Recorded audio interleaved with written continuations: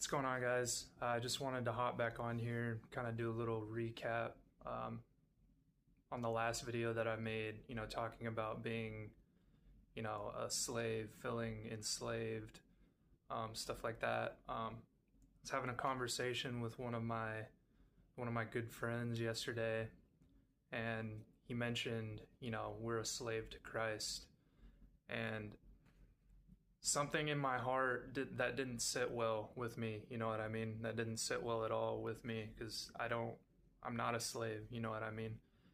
And I think that's the biggest thing. And I made the distinction between, a slave and a son.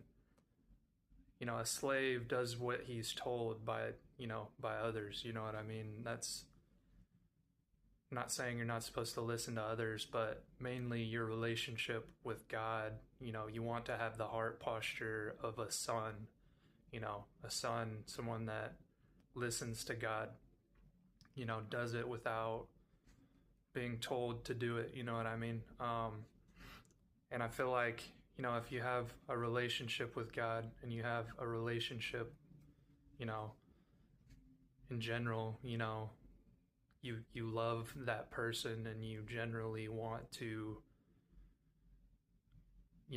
do what's right. You know what I mean? And me and him having this conversation yesterday, it dawned on me, that's the kind of heart posture God wants us to have with him. You know what I mean? Because you love him in your heart, you love him in your soul. These things, being under the law, being under the burden of the law, you're not under the law, or being burdened by having to try and follow all these laws that, by the letter. And that's why I wanted to not only, recap on the last video, but just kind of explain,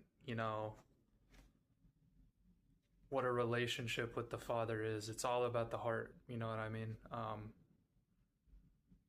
It's about the heart posture, because you love God, because you love him so much deep within inside you and within your heart. All of these things are easy. You're not under the burden of the law, and you don't have to walk on eggshells. You don't have to.